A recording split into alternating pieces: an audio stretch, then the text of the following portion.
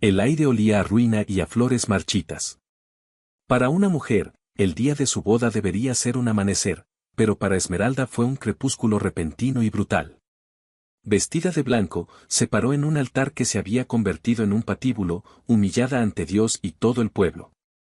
Su prometido no solo le había roto el corazón, sino que había huido con el futuro entero de su familia, dejándolos en la más absoluta miseria. Cuando creía que no podía caer más bajo, el hombre más temido de la comarca se acercó a ella, sus botas resonando como campanas fúnebres en la iglesia silenciosa.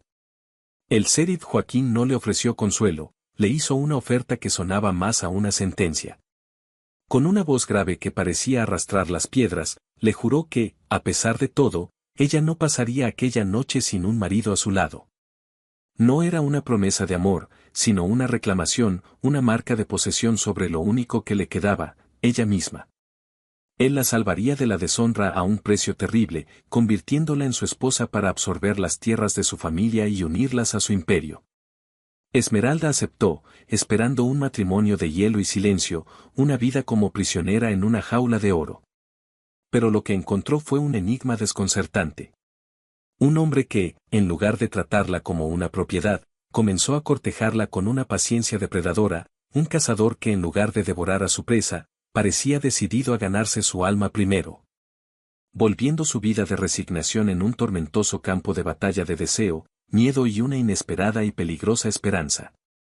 Antes de comenzar, usted podría dejar su like en este video, suscribirse al canal y comentar aquí abajo desde donde está mirando. Que su vida esté llena de bendiciones si ya ha presionado el botón aquí abajo que dice suscribirse. Al lado del botón suscribirse, también puede convertirse en miembro del canal en unirse, y así tendrá acceso a historias especiales y también muy picantes. De esta forma, nos ayuda a continuar contando historias y a ayudar a mi familia. Una manera rápida y gratuita de ayudarnos también es arrastrar los comentarios hacia la izquierda, donde aparecerá un botón escrito IPAR, y después presionar nuevamente en IPAR. Esto hará que nuestra historia llegue a más personas bendecidas como usted. Ahora, vamos a empezar. El sol de la mañana de Texas en 1913 colaba por los vitrales de la pequeña iglesia de San Damián, pintando el suelo de madera con manchas de colores vivos que parecían joyas esparcidas.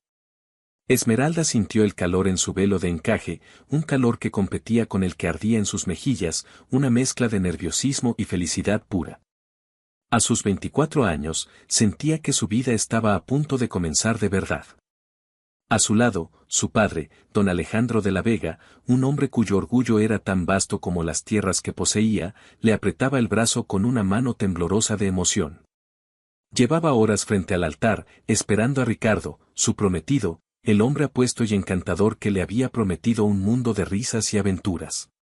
La iglesia estaba abarrotada, todo el condado de Valverde había acudido para presenciar la unión de dos de las familias más prósperas. Las señoras cuchicheaban detrás de sus abanicos, admirando el vestido de Esmeralda, traído expresamente desde San Antonio, con perlas diminutas cosidas a mano en el corpiño. Los hombres, por su parte, hablaban en voz baja sobre la fusión de los ranchos de La Vega y Montoya, un imperio ganadero que controlaría la región. Pero a medida que los minutos se convertían en una media hora agónica, y luego en una hora completa, los murmullos cambiaron de tono. La admiración se tiñó de curiosidad, la curiosidad de preocupación y, finalmente, la preocupación de un chismorreo malicioso y afilado. El rostro de don Alejandro pasó de la impaciencia a la furia contenida, su mandíbula apretada con tanta fuerza que un músculo saltaba en su mejilla. Esmeralda sentía que cada mirada era como un alfiler clavándose en su piel. Su sonrisa se había congelado, una máscara frágil que amenazaba con romperse en cualquier momento. Sentía náuseas. ¿Dónde estaba Ricardo? Le había enviado una nota esa misma mañana con un muchacho, una nota que decía: mi adorada Esmeralda, cuenta las horas para hacerte mi esposa. Tu devoto Ricardo. En la última fila, recostado contra la pared del fondo con los brazos cruzados sobre su imponente pecho, se encontraba el sheriff Joaquín Morales. A sus 34 años, Joaquín no era un hombre que frecuentara las iglesias ni las reuniones sociales. Era una figura tallada en granito y silencio, con ojos oscuros que parecían verlo todo sin revelar nada. Su presencia siempre imponía una especie de orden solemne, el simple hecho de que estuviera allí hacía que la gente bajara la voz. No había sido invitado, pero en su territorio, todo era asunto suyo. Observaba la escena con una impasibilidad que algunos confundían con indiferencia, pero que en realidad era un análisis constante y profundo. Veía la esperanza desmoronarse en el rostro de Esmeralda, la furia impotente de su padre y el veneno creciente en los susurros de los invitados. No sentía pena. La pena era una emoción inútil. Sentía una extraña confirmación. Siempre había sabido que Ricardo Montoya era un charlatán con dientes demasiado blancos y promesas demasiado huecas. Justo cuando don Alejandro estaba a punto de estallar, las puertas de la iglesia se abrieron de golpe. No era Ricardo. Era un joven vaquero del rancho de los Montoya, sin aliento y con el rostro pálido por el pánico. Corrió por el pasillo central, ignorando las miradas escandalizadas, y se detuvo frente a don Alejandro, balbuceando. Señor de la Vega. El señorito Ricardo, no está. Se ha ido. Don Alejandro lo agarró por la camisa. ¿Qué quieres decir con que se ha ido? Habla claro, muchacho. El vaquero tragó saliva, sus ojos evitando los de Esmeralda. Se marchó al amanecer, señor. Se llevó los caballos más rápidos, y la caja fuerte de su padre. Estaba vacía. También falta el dinero que usted le entregó ayer para la compra de las tierras del norte. El aire abandonó los pulmones de Esmeralda. El dinero. La semana anterior, su padre, en un acto de fe ciega en su futuro yerno, le había entregado una suma astronómica, todos los ahorros de la familia, para cerrar el trato de expansión más grande de sus vidas. Ricardo iba a combinar ese dinero con el suyo para crear un legado. O eso había dicho. Un grito ahogado recorrió la iglesia. El murmullo se convirtió en un rugido sordo. La humillación era total, pública y devastadora. No solo había sido abandonada en el altar, sino que su familia estaba arruinada. Las palabras del vaquero eran martillazos que demolían su mundo. La cabeza le daba vueltas y tuvo que apoyarse en su padre para no caer. Pero don Alejandro ya no era un pilar de fuerza. Su rostro, antes rojo de ira, se había vuelto de un gris ceniciento. Sus ojos estaban desorbitados y se llevó una mano al pecho, su boca abriéndose y cerrándose sin emitir sonido, como un pez fuera del agua. Padre, susurró Esmeralda, el terror reemplazando a la vergüenza. Don Alejandro se tambaleó y se desplomó en el primer banco, su cuerpo grande y robusto de repente frágil y roto. El caos estalló. La gente se arremolinó, algunos para ayudar, la mayoría para observar mejor el desastre. Abran paso. Necesita aire, gritó alguien. Pero en medio de la confusión, una figura se movió con una calma letal. El sheriff Joaquín Morales avanzó por el pasillo, su presencia imponente abriendo un camino entre la multitud como un barco rompiendo el hielo. No miró a don Alejandro. Sus ojos oscuros se clavaron en Esmeralda, que estaba arrodillada junto a su padre, intentando desesperadamente que reaccionara. Se agachó, no para ayudar al hombre caído, sino para quedar a la altura de ella. Su voz, cuando habló, fue un murmullo bajo y gutural, destinado solo a sus oídos en medio del tumulto. Su novio huyó, dijo, no como una pregunta, sino como una declaración de un hecho consumado. Esmeralda levantó la vista, sus ojos verdes llenos de lágrimas de rabia y desesperación. Él ni siquiera parpadeó. No llore, continuó, su tono carente de toda compasión, pero con una intensidad que la paralizó. Aún tendrá una noche de bodas. Ella lo miró, incrédula. ¿Era una broma cruel? ¿Un insulto en el peor momento de su vida? Pero no había ni una pizca de burla en su rostro. Solo una determinación férrea, casi depredadora. Él no le estaba ofreciendo un pañuelo para secar sus lágrimas, le estaba presentando una proposición tan escandalosa y audaz que silenció todos sus pensamientos. En ese momento, mientras su padre yacía inconsciente y su futuro se disolvía en la nada, Esmeralda comprendió que su humillación apenas había comenzado y que su supuesto salvador podría ser un peligro mucho mayor que el hombre que la había abandonado. El sheriff se levantó, su sombra cubriéndola por completo. Lleven a don Alejandro a su casa, ordenó a 2 de sus ayudantes que habían aparecido como por arte de magia. Su voz resonó con una autoridad indiscutible, y los hombres obedecieron al instante. Luego, volvió a mirar a Esmeralda, que seguía en el suelo, su vestido de novia blanco ahora manchado por el polvo del suelo de la iglesia, una metáfora perfecta de su situación. Extendió una mano grande y callosa. No era una invitación amable, era una orden. «Usted viene conmigo, señorita de la Vega». Ella vaciló, mirando su mano. Agarrarla significaba aceptar un destino desconocido y aterrador. No hacerlo significaba enfrentarse sola a la ruina, a los acreedores, a la burla del mundo. Con un temblor que recorrió todo su cuerpo, puso su mano en la de él. El contacto fue como una descarga eléctrica. Su piel era áspera, pero su agarre era firme e inquebrantable. Mientras él la ayudaba a ponerse en pie, ella sintió la diferencia abismal entre él y Ricardo. La mano de Ricardo era suave, la de un hombre que nunca había trabajado un día en su vida. La mano de Joaquín era la de un hombre que había construido su mundo con fuerza y voluntad. «Tendrá lo que él le prometió», dijo Joaquín en voz baja, mientras la guiaba fuera de la iglesia, dejando atrás a los curiosos y a los restos destrozados de su antigua vida. «Tierras. Un nombre respetado. Pero me pertenecerá a mí». La oferta era tan fría como una tumba, pero también era, terriblemente, su única tabla de salvación. Se casaría con el diablo para escapar del infierno, sin saber que a veces, son el mismo lugar. La comitiva improvisada que llevó a don Alejandro a su casa fue un desfile sombrío.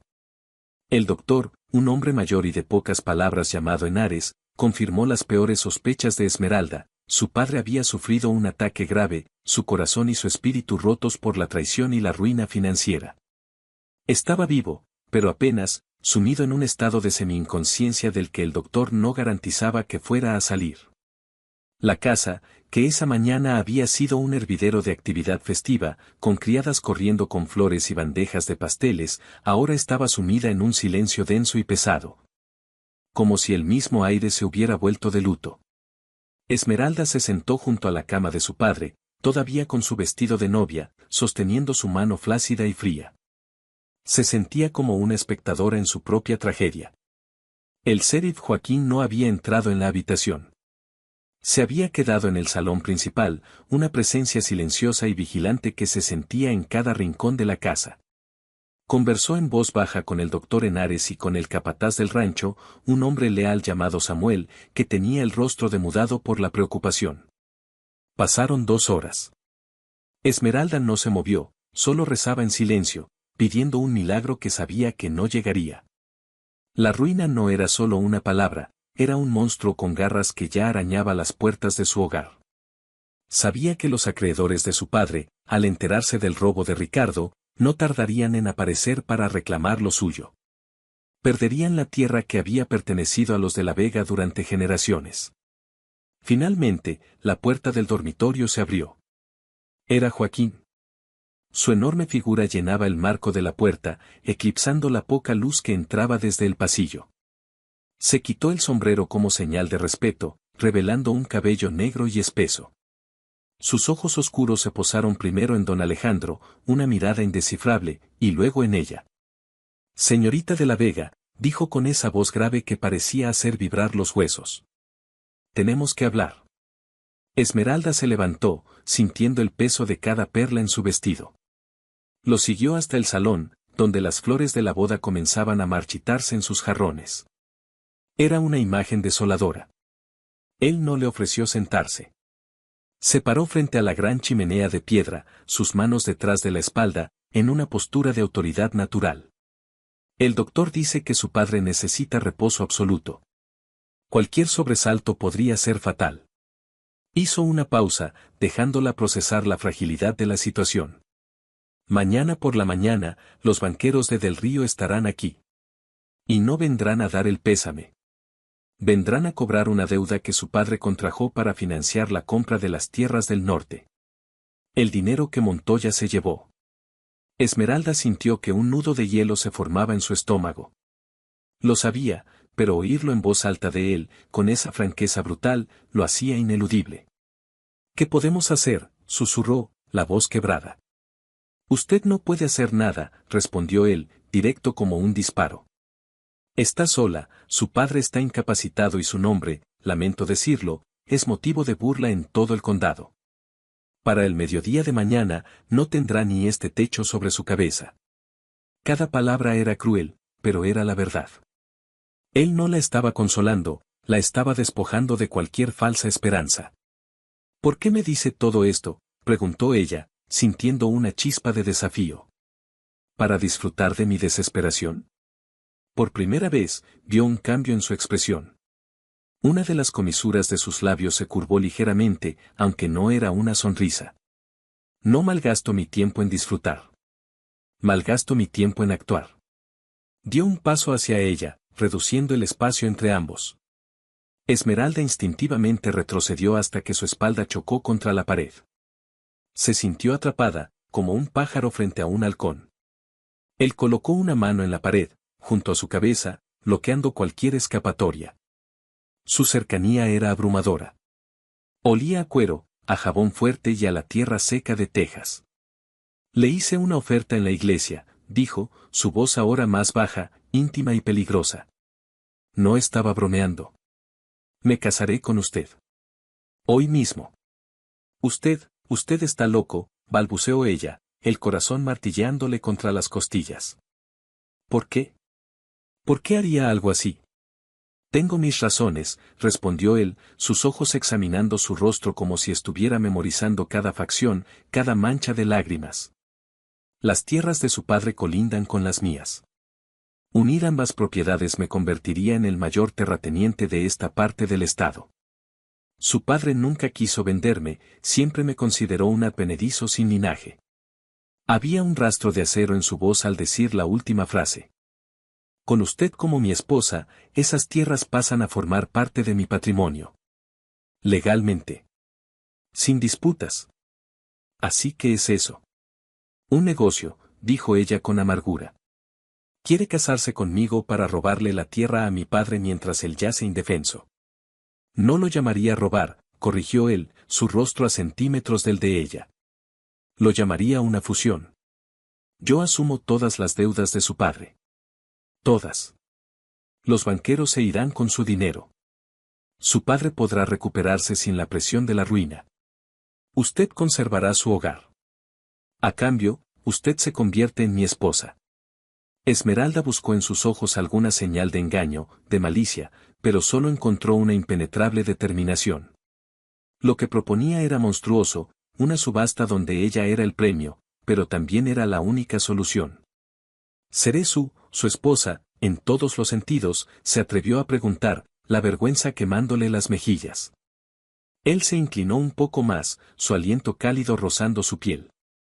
Usted es una mujer inteligente, Esmeralda, susurró, usando su nombre de pila por primera vez, y el sonido en sus labios la hizo estremecer. ¿Sabe lo que un matrimonio implica? Le prometí una noche de bodas. Soy un hombre de palabra. A diferencia de otros. La referencia a Ricardo fue como una bofetada.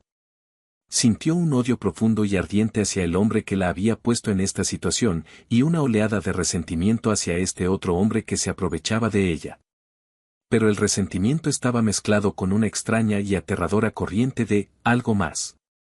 La forma en que la miraba, con esa intensidad posesiva, era insultante y, al mismo tiempo, hacía que su piel ardiera. Yo no lo amo.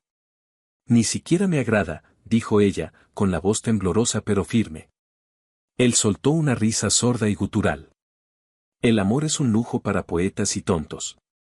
Yo no soy ninguna de las dos cosas. Yo ofrezco seguridad, protección. Su nombre volverá a ser respetado, porque nadie se atreve a faltarle el respeto a mi esposa. La miró fijamente, y en la profundidad de sus ojos oscuros, ella vio una verdad inquebrantable, él decía la verdad.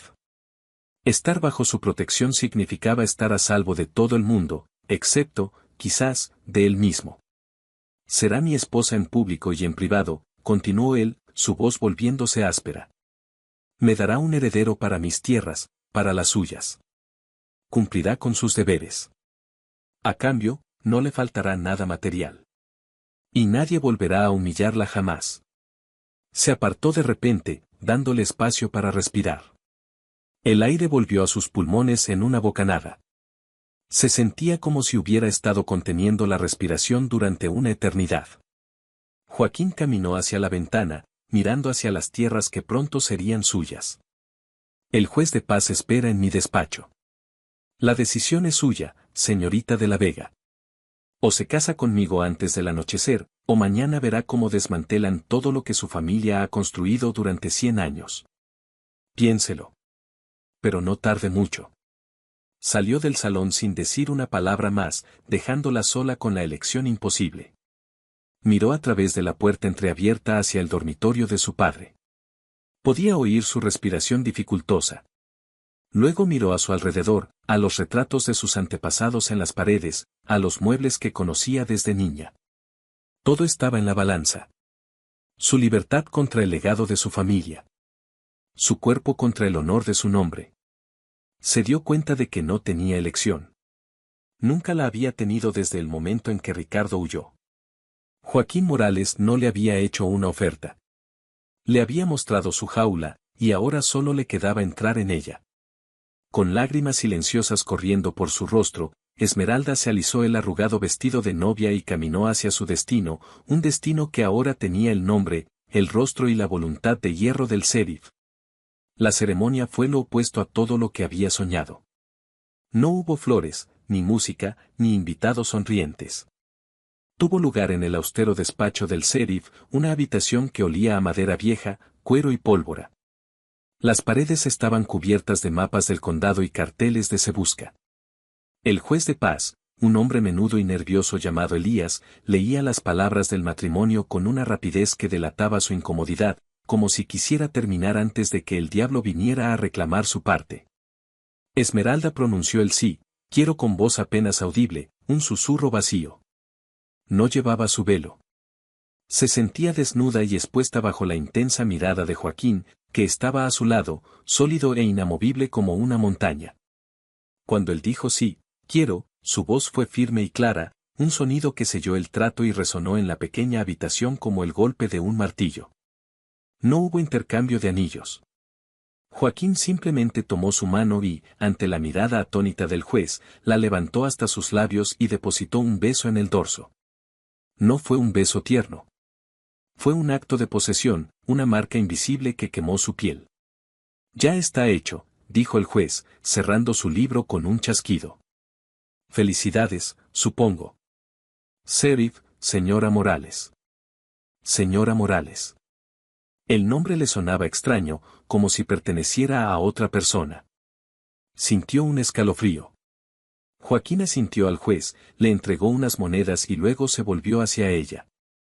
Vamos a casa. Mi padre, empezó a decir ella.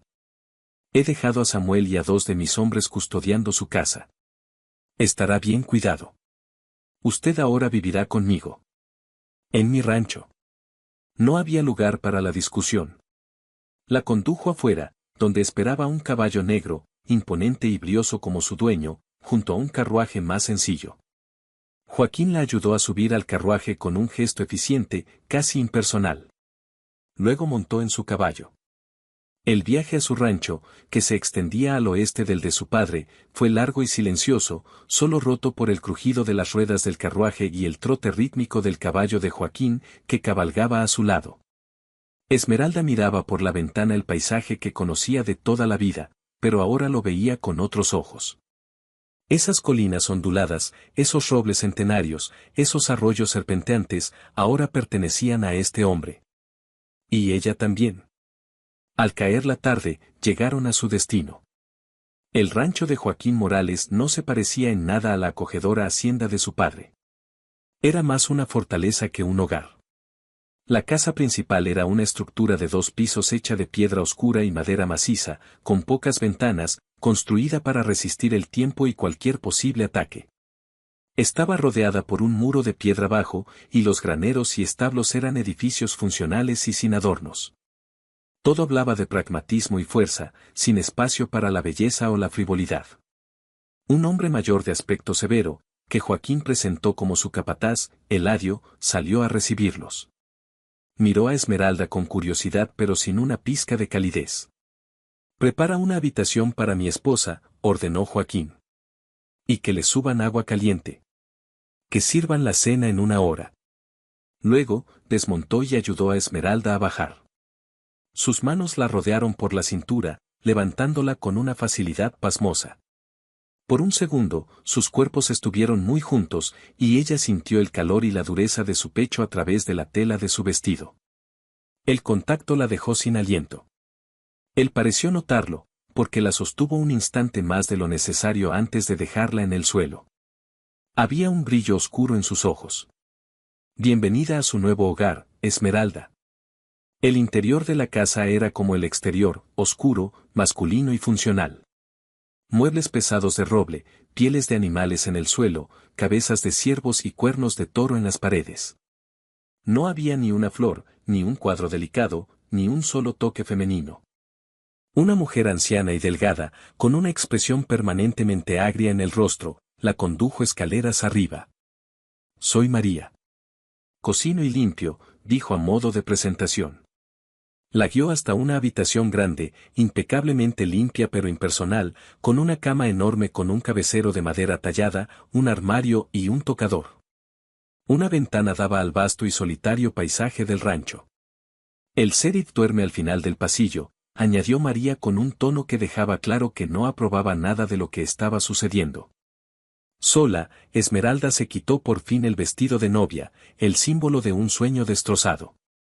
Debajo, aún llevaba el delicado corsé y las enaguas.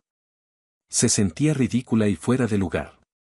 Cuando el agua caliente llegó, se bañó lentamente, intentando lavar no solo el polvo del camino, sino también la humillación y el miedo. Pero era inútil. Estaban grabados en su piel. Se puso el único camisón que María le había dejado sobre la cama, una simple prenda de algodón blanco. Se miró en el espejo del tocador. Su largo cabello castaño caía suelto sobre sus hombros, y sus ojos verdes parecían enormes en su rostro pálido. ¿Quién era esa mujer? No era la feliz novia de la mañana. No era la heredera de los de la Vega. Era la esposa del sheriff Morales, un objeto adquirido en un negocio cruel. La cena fue una tortura de silencio. Se sentaron en los extremos opuestos de una larga mesa de comedor. Joaquín comía con un apetito saludable y sin decir una palabra, aunque Esmeralda sentía sus ojos sobre ella constantemente. Ella apenas probó el estofado que María le sirvió. El nudo en su garganta le impedía tragar. Cuando terminaron, Joaquín se sirvió un vaso de whisky. La miró por encima del borde del vaso, su mirada penetrante. Esta no es la noche de bodas que imaginaba, supongo. Su comentario, aunque carente de sarcasmo, la enfureció. ¿Imaginaba? Por supuesto que no. Imaginaba casarme con un hombre al que amaba, no con mi carcelero. Su carcelero la ha salvado de la ruina, replicó él con calma, aunque una vena latió en su sien.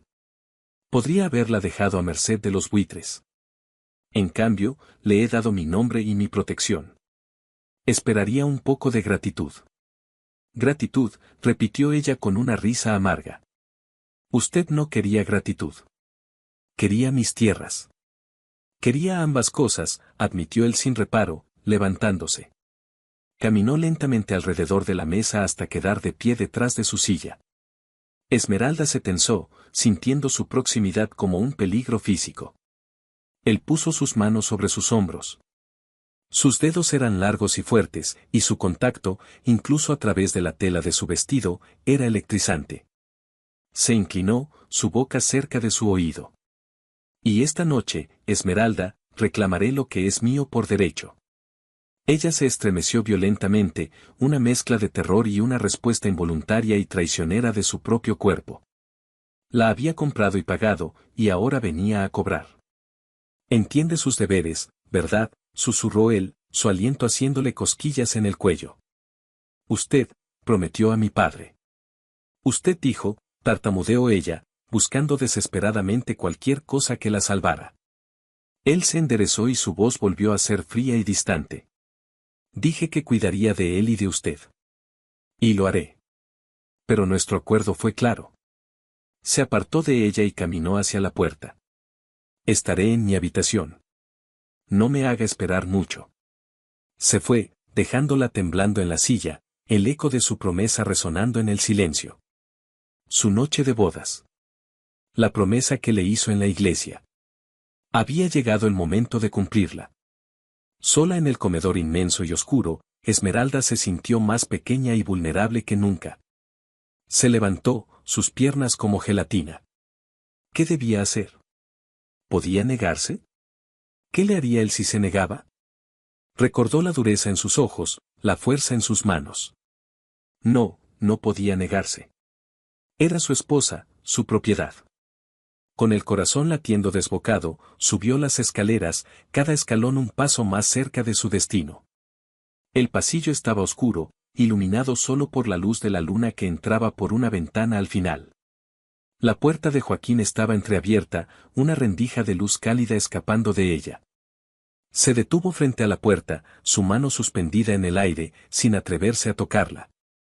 Se había preparado para un monstruo, un hombre cruel que la tomaría con brutalidad.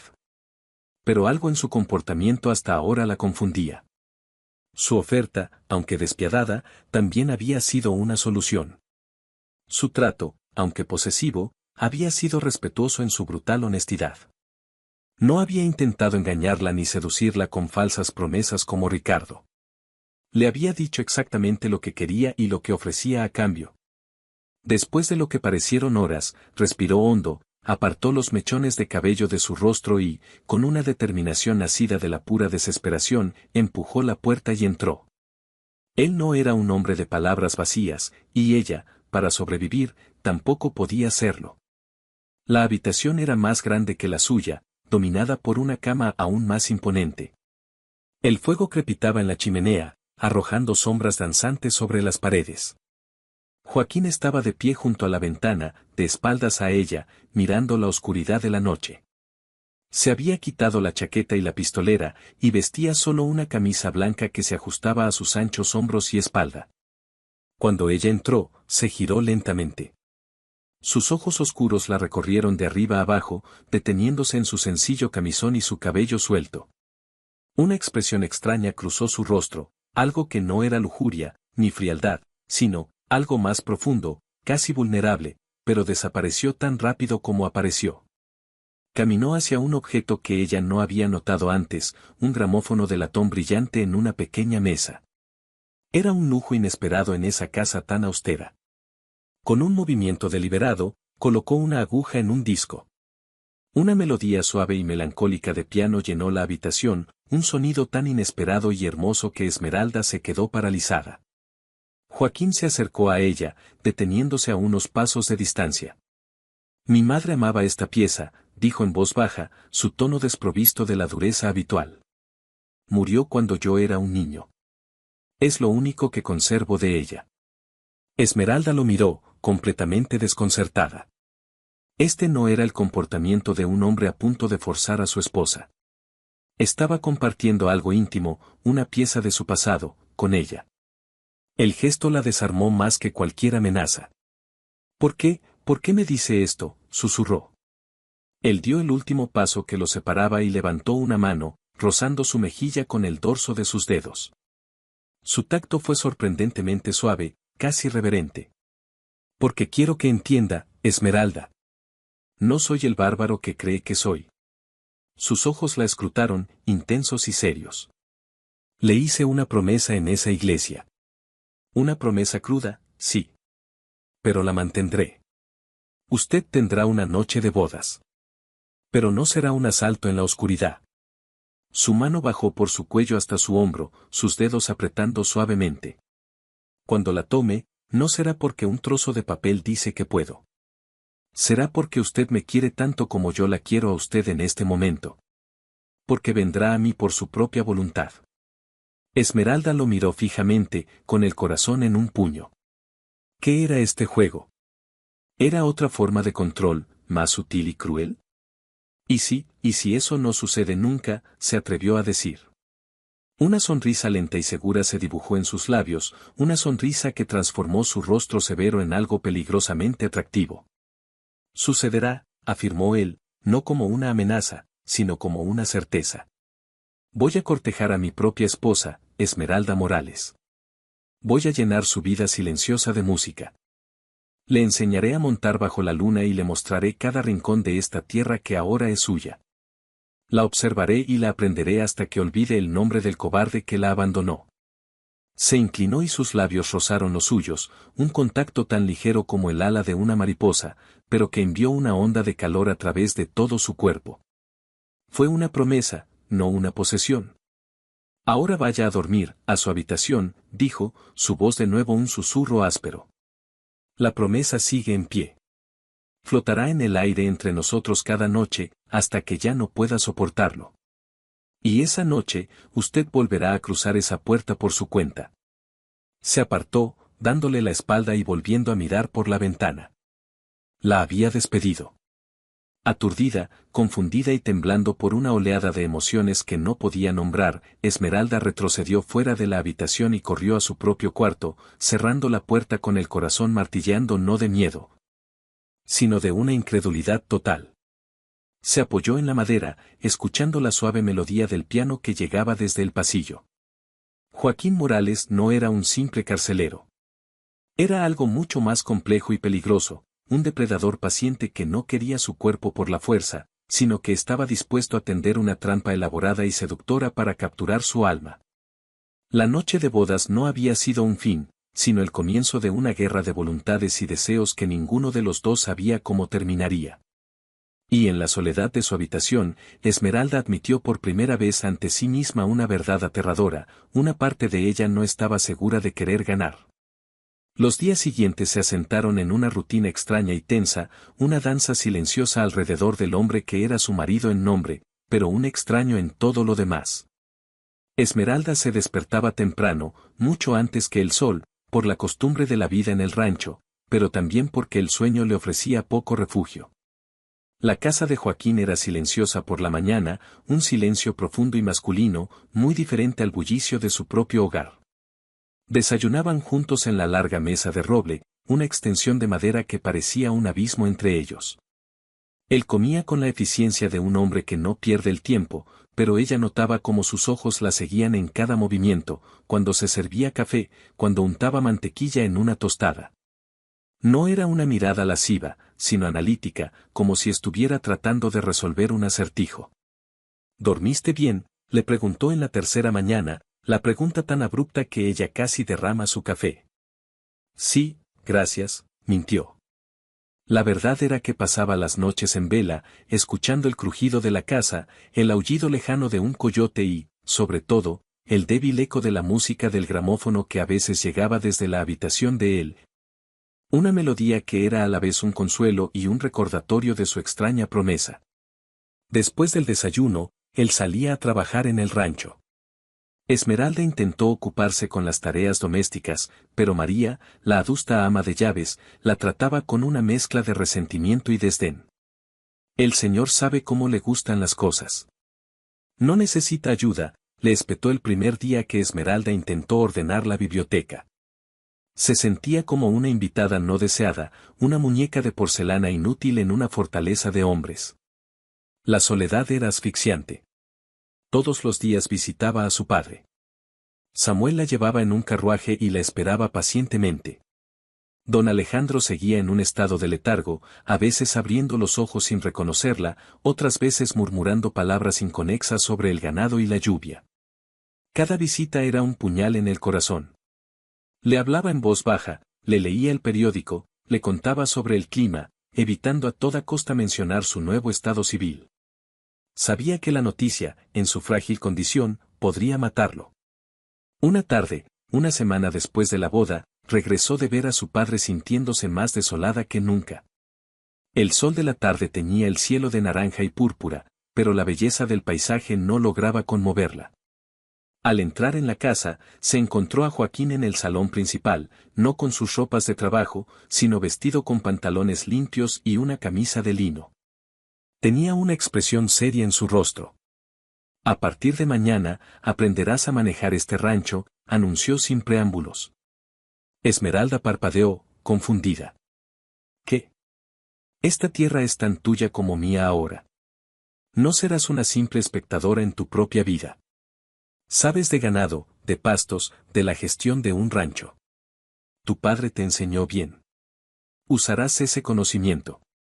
Ella lo miró, buscando la trampa en sus palabras. ¿Y por qué este interés repentino en mis habilidades? Él se acercó, su imponente estatura haciéndola sentir pequeña. Porque odio el desperdicio. Y una mente como la tuya, pudriéndose en el aburrimiento y la autocompasión, es el peor de los desperdicios. El insulto velado la picó, pero la idea que había detrás era extrañamente estimulante.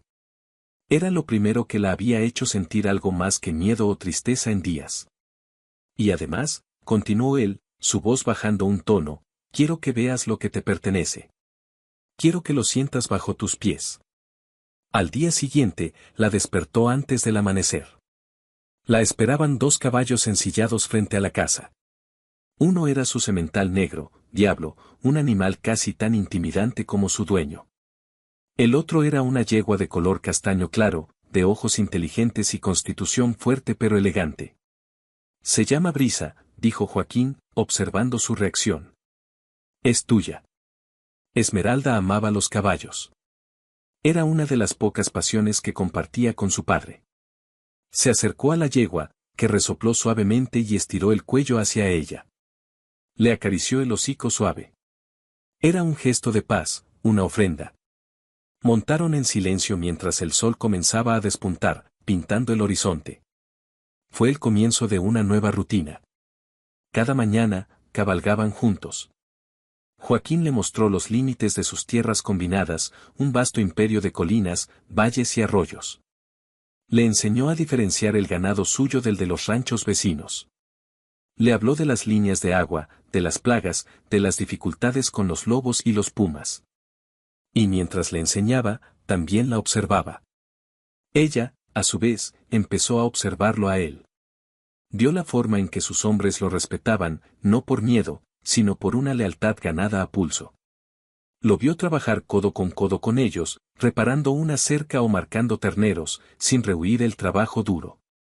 Vio la inteligencia en sus ojos cuando planificaba la rotación de los pastos y la justicia con la que trataba a sus vaqueros. Durante esas cabalgatas, empezaron a hablar. Al principio, solo de asuntos del rancho. Pero poco a poco, las conversaciones se desviaron. Un día, mientras descansaban junto a un arroyo, ella le preguntó por su familia. Mi padre construyó esta casa con sus propias manos, dijo él, lanzando una piedra al agua. Era un hombre duro, más duro que esta tierra. Me enseñó a trabajar, a luchar y a no confiar en nadie. Mi madre, hizo una pausa, y su rostro se ensombreció. Mi madre era, suave.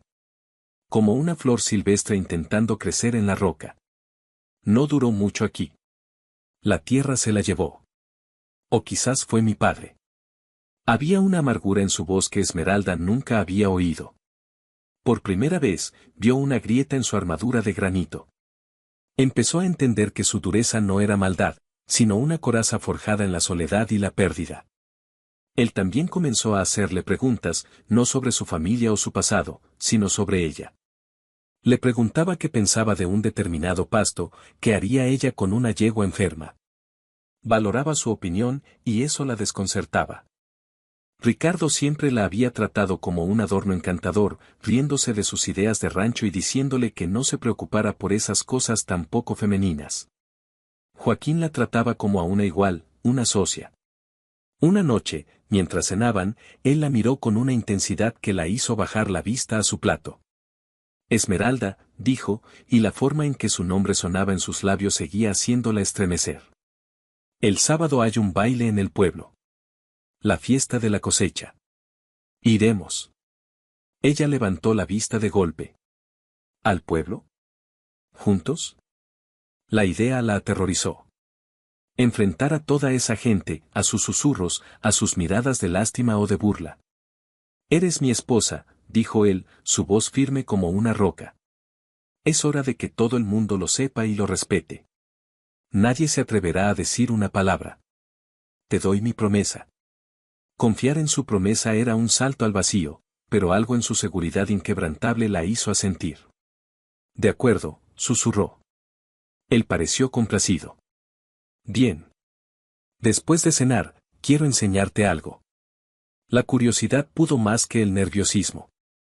Después de la cena, la llevó a su habitación.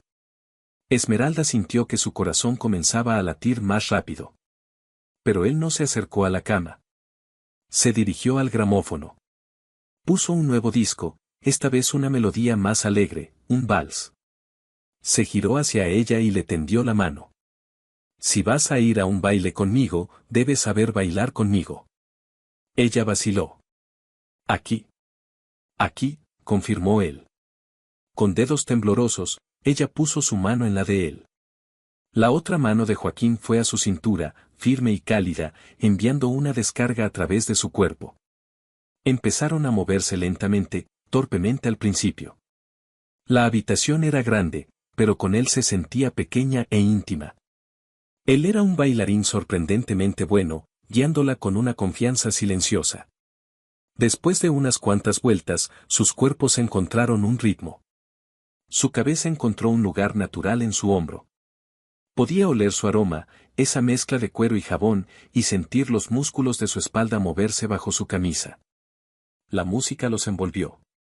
Cerró los ojos, permitiéndose por un momento olvidar quiénes eran, cómo se habían casado. Eran solo un hombre y una mujer, moviéndose juntos en la penumbra iluminada por el fuego. Él se inclinó, su boca junto a su oído. Lo haces muy bien, susurró, su aliento cálido erizándole la piel del cuello. Tú tampoco lo haces mal, para ser un sheriff rudo, respondió ella, su voz temblorosa pero con un toque de picardía que la sorprendió a ella misma. Él soltó una risa sorda, una vibración que ella sintió en todo su pecho. Hay muchas cosas sobre mí que no sabes, Esmeralda. Cuando la música terminó, no se apartaron de inmediato. Se quedaron inmóviles, abrazados en el silencio, escuchando el crepitar del fuego y sus propias respiraciones.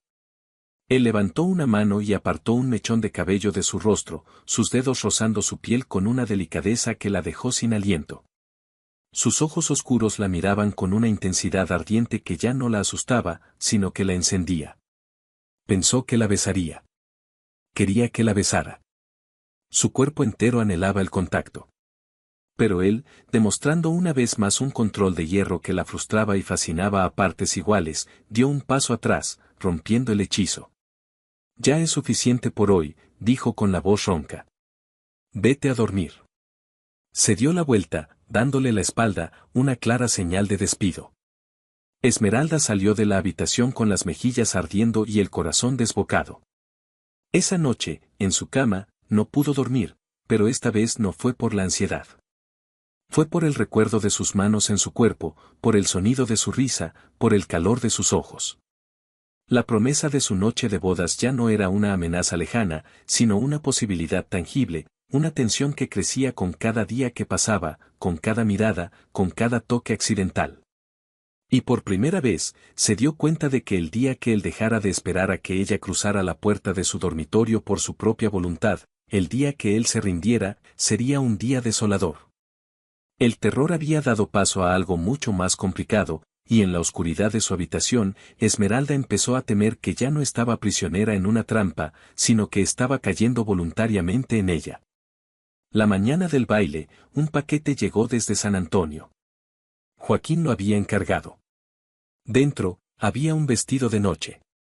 No era blanco ni virginal, sino de un profundo color verde esmeralda, del mismo tono que sus ojos. La tela era de un terciopelo suave que parecía líquido al tacto, con un corte sencillo pero elegante que se ceñía a la cintura y caía hasta el suelo en una suave cascada. Era la cosa más hermosa que había visto nunca. No había nota, pero el mensaje era claro. Él la estaba vistiendo, reclamándola, mostrándola como su posesión más preciada. Una parte de ella debería haberse sentido ofendida por el gesto posesivo, pero otra, una parte que crecía cada día más, se sintió cuidada, atendida, vista. Cuando bajó las escaleras esa noche, Joaquín la esperaba en el vestíbulo. Se había recortado el pelo y se había afeitado apuradamente, y vestía un traje oscuro que lo hacía parecer aún más grande e imponente. Sus ojos la recorrieron de arriba a abajo, y por un momento, se quedó sin palabras. Un lento fuego se encendió en su mirada. Esmeralda, dijo finalmente, su voz más grave que de costumbre. Esta noche, ningún hombre en esa sala podrá apartar los ojos de ti. Pero todos sabrán que me perteneces a mí. Extendió el brazo y ella lo tomó, la piel de él cálida y fuerte bajo sus dedos. El viaje al pueblo se hizo en un carruaje cerrado. El silencio entre ellos no era tenso, sino cargado de una anticipación casi palpable. Cuando llegaron, el salón municipal estaba brillantemente iluminado y lleno de gente. La música y las risas se derramaban por las ventanas abiertas. Esmeralda sintió que su valor flaqueaba. Era su primer enfrentamiento con la sociedad desde su humillación pública. Cada persona allí había sido testigo de su abandono en el altar. Joaquín debió sentir su temblor, porque le apretó la mano. Levanta la cabeza, ordenó en voz baja. Eres una Morales ahora. No muestras debilidad. Jamás. Entraron, y el efecto fue instantáneo. La música pareció flaquear, las conversaciones se apagaron. Todas las cabezas se giraron para mirarlos. Fue como caminar a través de un mar de ojos curiosos. Vio lástima en algunos, burla en otros y puro asombro en la mayoría. Pero entonces, vio algo más. Cuando la gente se encontraba con la mirada de Joaquín, una mirada fría y dura como el acero, desviaban la vista rápidamente. Él no sonreía ni saludaba. Simplemente la condujo a través de la multitud, su presencia creando un camino de respeto temeroso a su paso. Los llevó a una pequeña mesa en una esquina, desde donde podían observar toda la sala. Whisky, le dijo al camarero sin apartar la vista de la multitud. Luego la miró a ella. ¿Qué deseas beber? Limonada estará bien, susurró ella, todavía abrumada. El primer vals comenzó. Joaquín se levantó y le tendió la mano. Baila conmigo. No fue una petición. Mientras la guiaba a la pista de baile, los murmullos estallaron detrás de ellos. Sabía de qué hablaban, del sheriff rudo y solitario que nunca bailaba, ahora valsando con la novia abandonada a la que había reclamado como suya. Pero cuando los brazos de Joaquín la rodearon, el resto del mundo desapareció. Se movían juntos con la misma facilidad que en su dormitorio. La gente les abrió espacio en la pista, creando un círculo a su alrededor. Están mirando, susurró ella, su rostro cerca del pecho de él. Que miren, respondió él, su voz un murmullo profundo. Quiero que vean lo hermosa que es mi esposa. Quiero que sientan envidia. Sus palabras audaces y posesivas le enviaron un escalofrío por la espalda. Después del baile, un hombre se les acercó. Era el banquero, el señor Harris, el mismo hombre que debería haber estado embargando su casa. Se acercó con una sonrisa nerviosa. Sheriff Morales, señora Morales. Qué agradable sorpresa verlos. Joaquín lo miró sin expresión. Harris. Quería decirle, Sheriff, que agradecemos su prontitud al saldar las deudas de don Alejandro. Un hombre de honor, sin duda. Señora Morales, dijo, inclinando la cabeza hacia Esmeralda, es usted muy afortunada. Antes de que Esmeralda pudiera reaccionar, la mano de Joaquín en su espalda baja la apretó con fuerza, una advertencia silenciosa. Mi esposa y yo no creemos en la suerte, Harris. Creemos en los acuerdos. Y el mío con ella es de por vida. La frase, dicha en voz alta para que los que estaban cerca la oyeran, estaba cargada de un doble sentido que hizo que el banquero palideciera. Asintió rápidamente y se escabulló. La noche continuó así. La gente se acercaba, al principio con cautela, para ofrecer felicitaciones forzadas. Joaquín los recibía a todos con una cortesía gélida que dejaba claro que no toleraría ninguna insolencia. Y funcionó. Para el final de la noche, las miradas de lástima se habían transformado en miradas de respeto, incluso de envidia. Esmeralda ya no era la pobre novia abandonada. Era la intocable esposa del hombre más poderoso del condado. Cuando salían del salón, una figura emergió de las sombras. ¿No vas a saludar a tus viejos amigos, Esmeralda? La voz era sedosa y burlona. Esmeralda se congeló. conocía esa voz. Era Esteban Montoya, el primo de Ricardo. Era tan guapo como Ricardo, pero con una crueldad en sus ojos que su primo nunca había tenido. Joaquín se interpuso entre ellos, un movimiento fluido y letal. ¿Tienes algo que decir, Montoya? Esteban sonrió, una sonrisa desagradable. Solo me preguntaba cómo está mi futura prima. Parece que ha cambiado a un Montoya por algo más rústico. Dime, Sheriff, ¿disfrutaste de las obras de mi primo? El insulto fue tan vulgar que Esmeralda se quedó sin aliento. El aire se enfrió varios grados. El cuerpo de Joaquín se tensó como un resorte a punto de saltar. Antes de que nadie pudiera reaccionar, Joaquín lo había agarrado por el cuello de la camisa, levantándolo del suelo hasta que sus pies apenas lo tocaban. La sonrisa de Esteban desapareció, reemplazada por el pánico. «Vas a disculparte con mi esposa», gruñó Joaquín, su voz un susurro mortal. «Y luego vas a desaparecer de mi vista. Y si alguna vez vuelvo a oírte pronunciar su nombre, me aseguraré de que tengas que aprender a hablar de nuevo». «Joaquín, no», exclamó Esmeralda, poniendo una mano en su brazo. El músculo bajo su mano era duro como la piedra. Por un segundo, pensó que no la había oído. Pero luego, lentamente, sus ojos oscuros se volvieron hacia ella. Vio la furia pura en ellos, pero también vio su mano en su brazo. Con una última mirada de desprecio a Esteban, lo soltó. Montoya cayó al suelo, tosiendo y farfullando. «Estás loco. Te arrepentirás de esto, siseó». Joaquín ni siquiera le dirigió una segunda mirada. Tomó la mano de Esmeralda. «Vamos a casa». Durante todo el camino de vuelta, no hablaron. Esmeralda podía sentir la ira que emanaba de él. No era por la pelea. Era por el insulto. La había defendido. La había defendido de una manera brutal y aterradora, pero la había defendido. Cuando llegaron al rancho, él la ayudó a bajar del carruaje y la condujo adentro. En el salón, se giró hacia ella, sus ojos todavía tormentosos. «Nadie. Nunca. Te hablará así de nuevo», dijo, su voz resonando con una emoción cruda. «Lo sé», respondió ella en voz baja.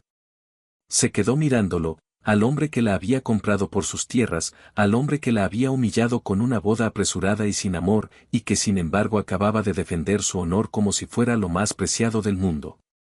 Impulsada por una fuerza que no comprendía, dio un paso adelante y se puso de puntillas, presionando sus labios contra los de él.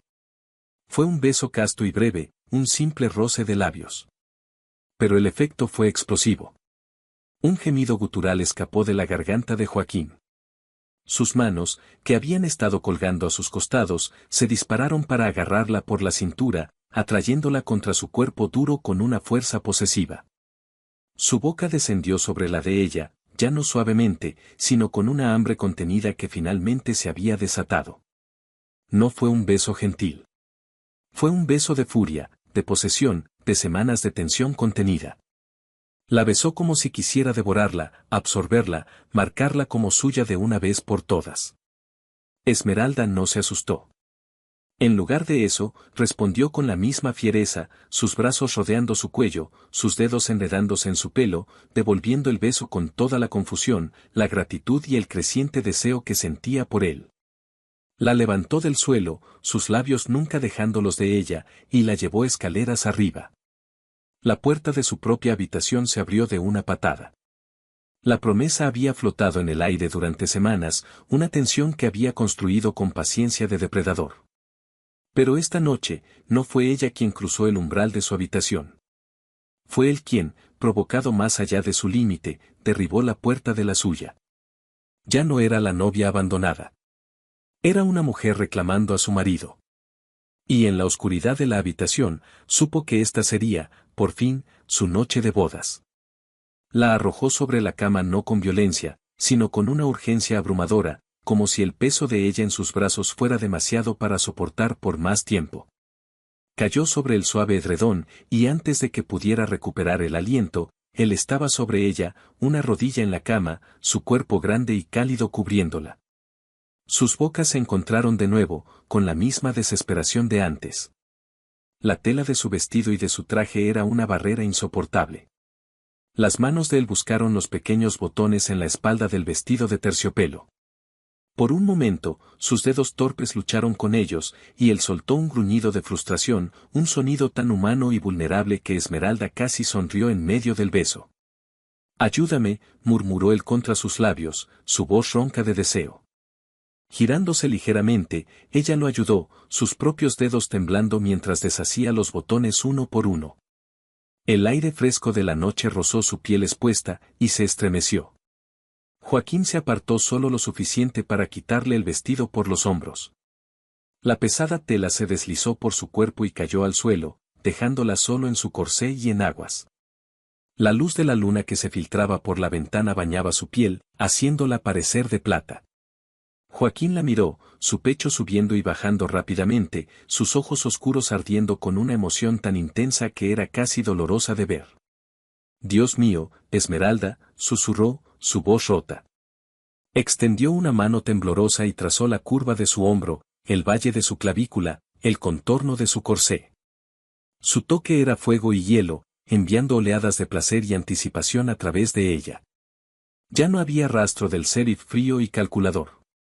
En su lugar había un hombre consumido por el deseo, un hombre que la miraba como si fuera su única fuente de agua en un desierto interminable. Ella levantó sus propias manos y desabrochó los botones de su chaleco y luego de su camisa, revelando el duro plano de su pecho, cubierto de un fino vello oscuro.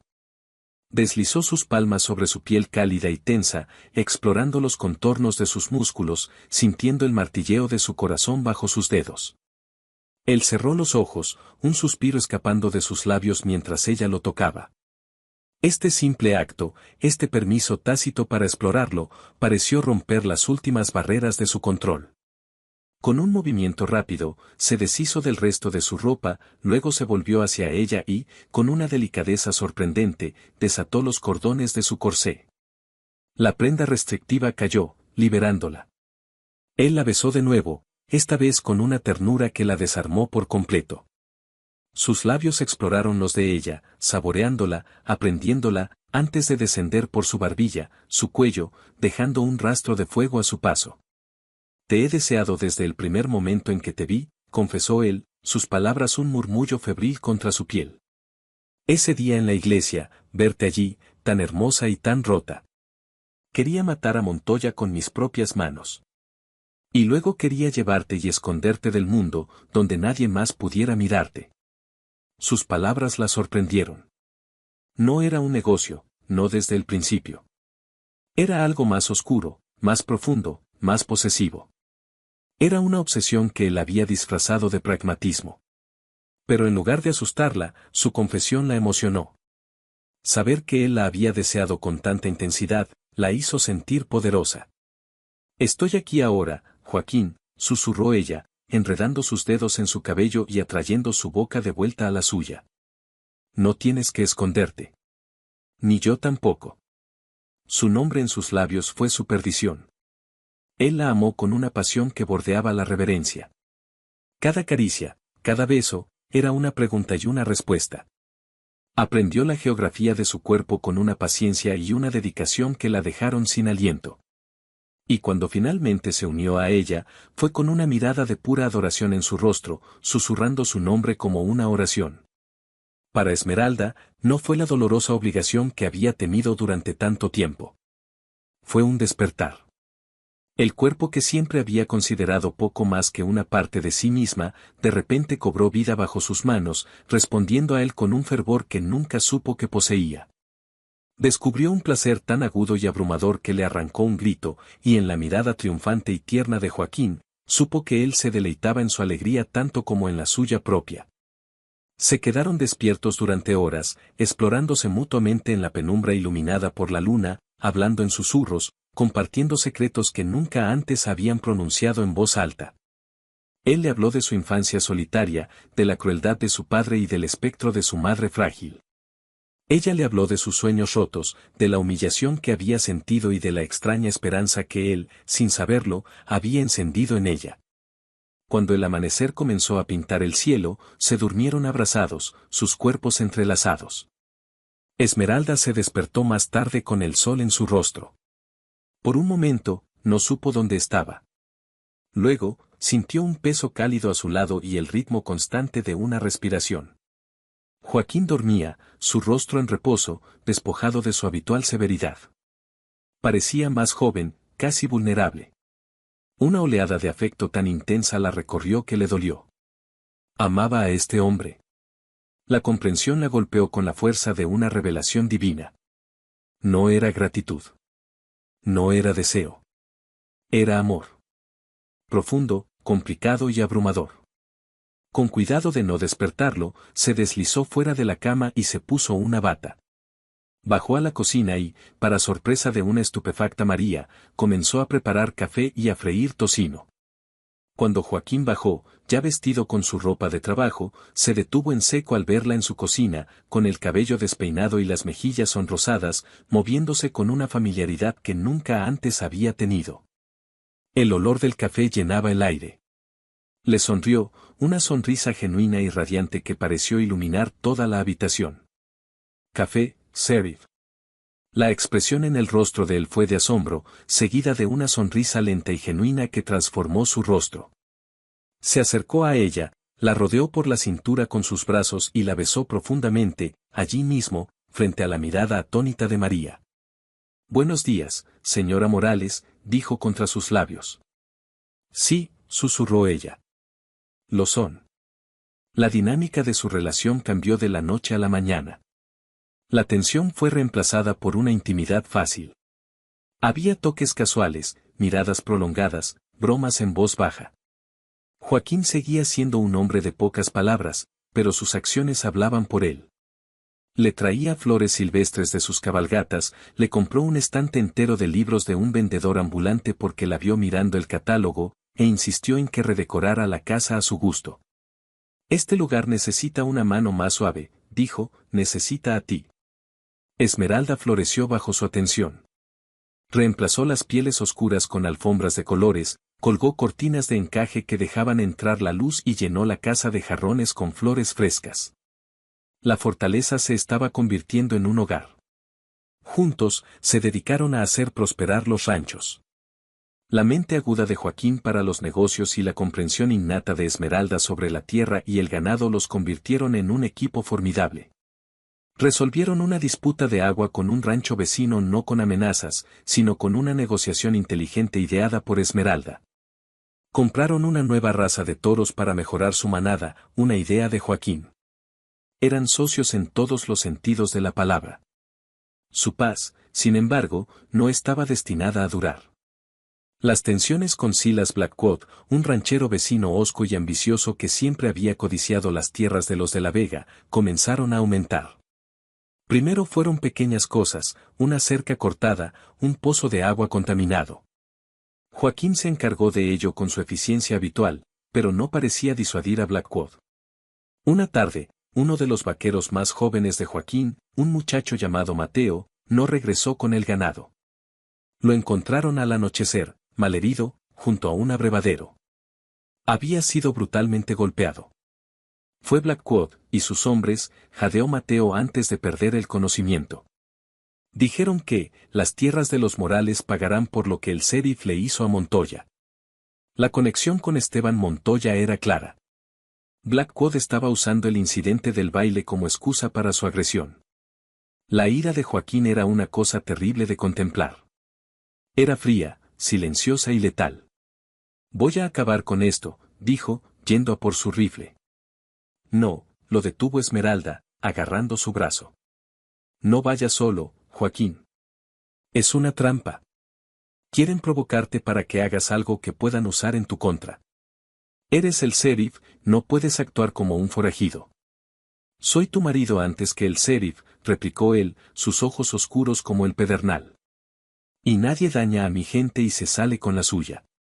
Entonces, piensa. Sé más listo que él», le suplicó ella. «Usar la fuerza es lo que él espera. Pero nosotros podemos ser más astutos». Su ruego lo alcanzó. Vio la lógica en sus palabras, pero su orgullo y su instinto protector luchaban contra ella. Finalmente, asintió, su mandíbula apretada. Está bien. A tu manera. ¿Qué sugieres? Pasaron la noche en vela, planeando. Esmeralda recordaba conversaciones de su padre sobre una antigua ley de tierras que involucraba los derechos de agua del arroyo que corría entre las tierras de Blackwood y las suyas. Pasaron horas en el despacho de su padre, revolviendo viejos documentos y mapas polvorientos.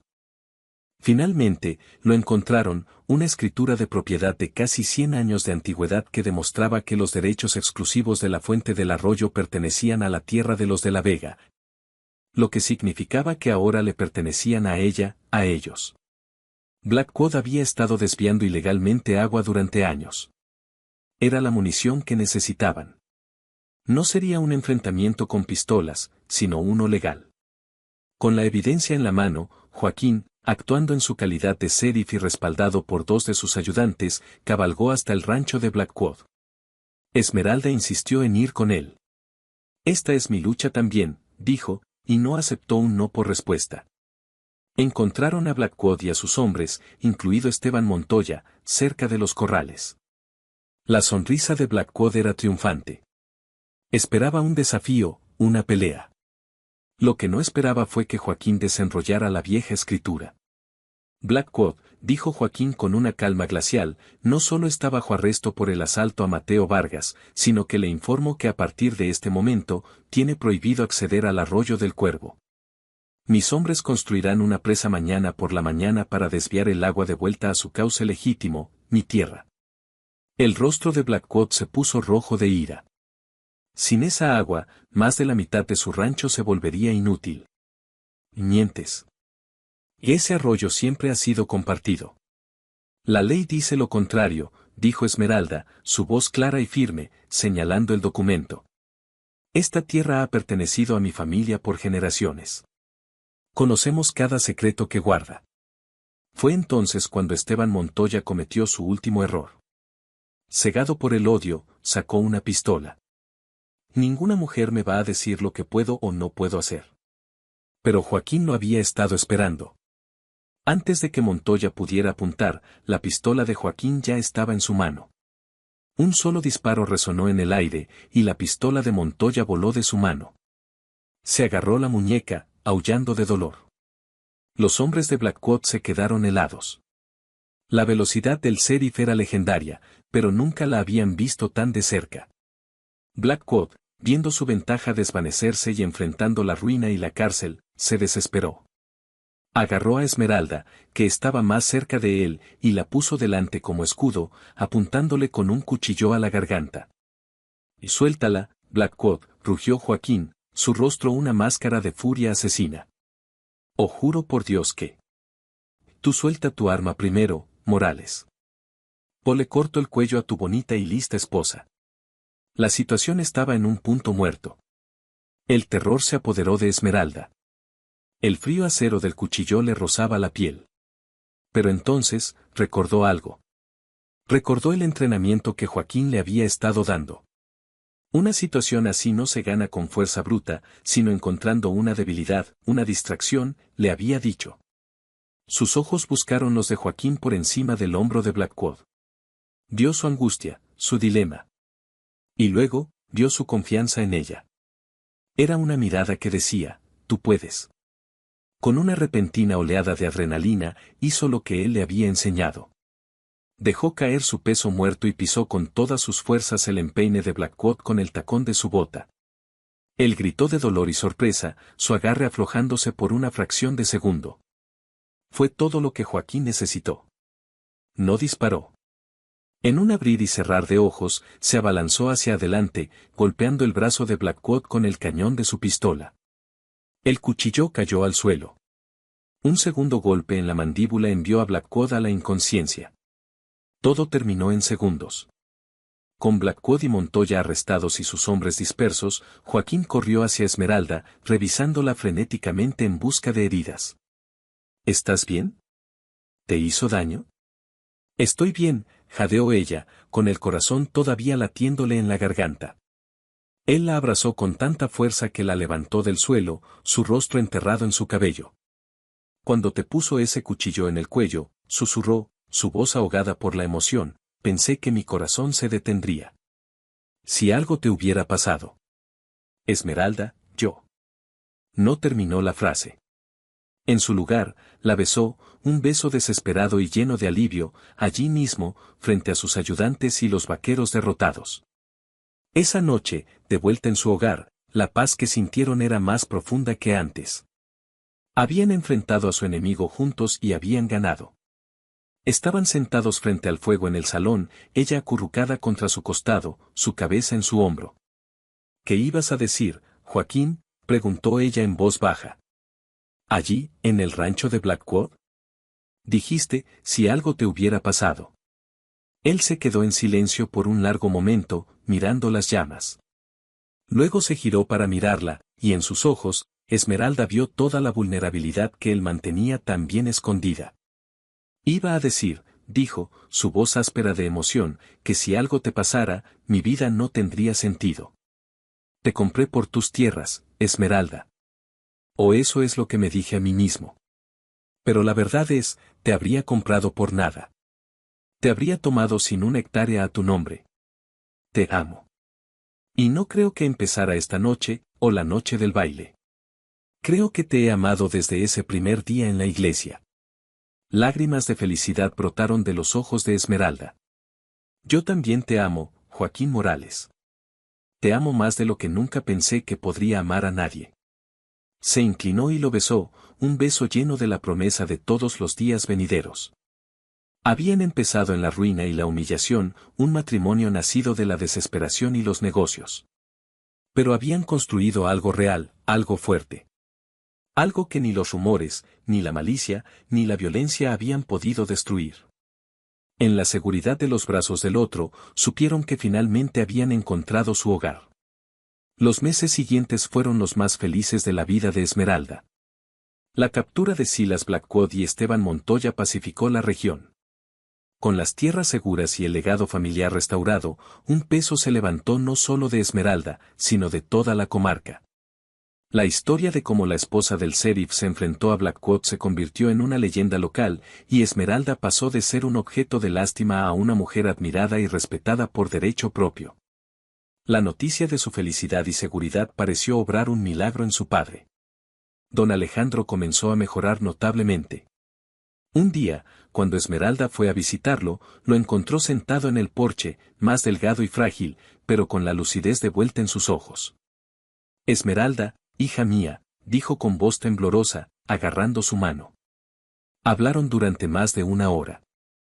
Ella le contó todo, el matrimonio apresurado con Joaquín, sus motivos, cómo la había tratado, cómo habían luchado juntos. Le contó, con las mejillas sonrojadas, que se había enamorado de él. Don Alejandro la escuchó en silencio, asintiendo de vez en cuando. Cuando terminó, su padre tenía lágrimas en los ojos. Le juzgué mal, admitió con humildad. Siempre vi a Joaquín Morales como un hombre tosco, un lobo hambriento de tierras. Pero un hombre que defiende el honor de mi hija de esa manera, que la cuida y la hace feliz, es más hombre de lo que Ricardo Montoya jamás soñó ser. Le debo mi vida y, lo que es más importante, tu felicidad. Al día siguiente, Joaquín fue a ver a don Alejandro solo. Pasaron una hora juntos en el estudio. Nadie supo nunca qué se dijeron exactamente, pero cuando Joaquín salió, la tensión que siempre había existido entre los dos hombres se había disipado, reemplazada por un entendimiento y un respeto mutuos. El rancho de La Vega se fusionó oficialmente con el rancho Morales, no como una adquisición, sino como una alianza. Y don Alejandro pasó sus días supervisando felizmente a los vaqueros y enseñando a Esmeralda los secretos más profundos de la cría de caballos, un conocimiento que Joaquín, a pesar de toda su experiencia, no poseía. La vida en el rancho se asentó en un ritmo feliz. Las mañanas comenzaban con cabalgatas juntos, revisando su tierra compartida, y las noches terminaban frente al fuego, leyendo o simplemente hablando. Joaquín demostró tener un apetito insaciable por aprender de ella, no solo sobre el rancho, sino sobre la música que a ella le gustaba, sobre los libros que leía. Y ella, a su vez, aprendió a entender sus silencios, a ver la ternura detrás de su fachada dura. Una mañana de primavera, Esmeralda se despertó sintiéndose diferente. Llevaba varias semanas sintiendo una fatiga inusual y un leve malestar. Ese día, la certeza la golpeó. Con el corazón latiendo de una mezcla de alegría y nerviosismo, esperó a que Joaquín volviera de sus rondas. Lo encontró en los establos, revisando una de las pezuñas de diablo.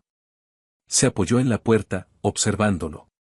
La forma en que sus manos fuertes eran tan gentiles con el enorme animal siempre la conmovía. Joaquín, dijo en voz baja. Él se giró, sonriendo al verla. ¿Sucede algo? Tengo algo que decirte, tartamudeó. Dejando lo que estaba haciendo, él se acercó a ella, su rostro se tornó serio por la preocupación. ¿Estás bien? No estás pálida, ¿verdad? Ella tomó sus grandes manos callosas entre las suyas. Las llevó a su vientre plano. Vamos a tener un bebé, susurró. La reacción de Joaquín fue algo que atesoraría por el resto de su vida. El hombre que se había enfrentado a bandidos sin pestañear, el sheriff de hierro del condado de Valverde, se quedó completamente paralizado.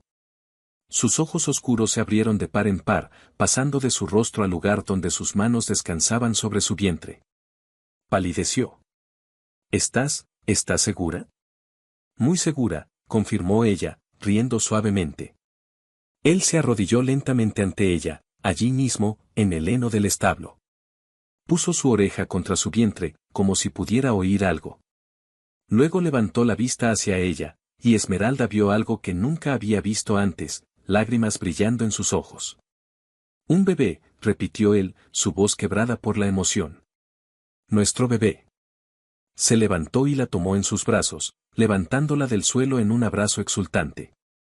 Un hijo. Esmeralda, me has hecho el hombre más feliz del mundo.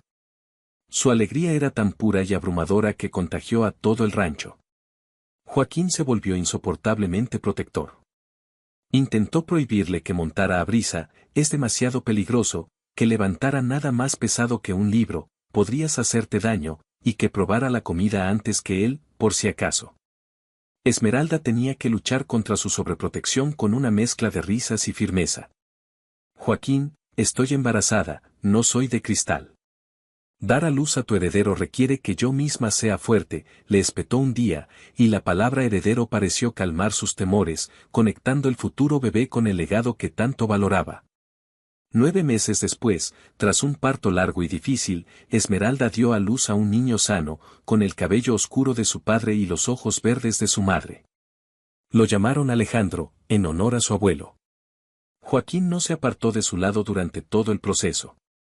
Y cuando sostuvo a su hijo por primera vez, el duro sheriff Morales lloró abiertamente, un torrente de lágrimas de amor y gratitud. La vida siguió adelante, rica y plena. Tuvieron 2 hijos más, una niña llamada Sofía, con el carácter terco y el corazón valiente de su padre, y otro niño, Mateo, llamado así en honor al joven vaquero que tanto había sufrido y que se había convertido en su capataz más leal. Su hogar, antes una fortaleza silenciosa, ahora estaba lleno de risas, de carreras por los pasillos y del sonido de Joaquín leyéndoles cuentos a sus hijos por la noche, su voz grave suavizada por el amor paternal. Los años pasaron. El pueblo de San Damián creció y prosperó bajo la atenta mirada de Joaquín. Se convirtieron en los pilares de su comunidad, respetados no solo por su riqueza y poder, sino por su justicia y generosidad.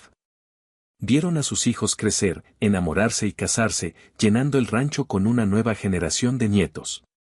Un día, una noticia llegó desde un pueblo fronterizo lejano. Un vaquero que había trabajado para ellos reconoció a un hombre entre los mendigos. Estaba demacrado, roto por el alcohol y la mala vida. Era Ricardo Montoya.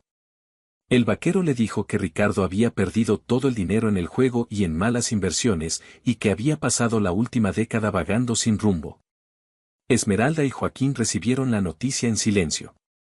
No había triunfo ni odio. Solo una profunda tristeza por la vida desperdiciada de un hombre. Su fantasma, que había permanecido dormido durante tanto tiempo, se desvaneció por completo, no con ira, sino con lástima. No era una amenaza, era solo un recordatorio del camino que ella, afortunadamente, no había tomado. Una tarde dorada, muchos años después, Esmeralda y Joaquín, ahora con el cabello plateado y la piel surcada por las arrugas de una vida bien vivida, estaban sentados en el porche de su casa. Observaban a sus nietos jugar en el césped, sus gritos felices llevados por la brisa. Joaquín tomó la mano de Esmeralda, su tacto tan familiar y reconfortante como su propia respiración. Pensar que todo esto, dijo él, su voz grave ahora suavizada por la edad, abarcando con un gesto las tierras, la casa, la familia, empezó con una humillación en una iglesia. Esmeralda apoyó la cabeza en su hombro. Empezó con una promesa, mi amor. Una promesa cruda de un hombre temido. Pero la cumpliste. Me diste mucho más que una noche de bodas. Me diste una vida. Él le besó la frente. Tú me salvaste, Esmeralda. Estaba encerrado en una prisión de mi propio pasado. Tú derribaste los muros y dejaste entrar la luz. Eres mi hogar. Se quedaron así, en un silencio cómodo, mientras el sol se ponía, pintando el cielo con los mismos colores del día en que cabalgaron juntos por primera vez. Habían construido un imperio, no de tierra o ganado, sino de amor, lealtad y familia. Un legado mucho más valioso y duradero. La historia de Joaquín y Esmeralda es un recordatorio poderoso de que los comienzos más oscuros pueden llevar a los finales más brillantes. Él no la perdió por orgullo o por una obsesión ciega con un legado, al contrario, la ganó al darse cuenta de que el verdadero legado no estaba en la tierra bajo sus pies, sino en la mujer que caminaba a su lado. Comprendió, a través de la atención y el deseo, que el verdadero valor de una familia no se encuentra en las tradiciones ni en los apellidos, sino en el amor incondicional y en el respeto mutuo que se construye día a día.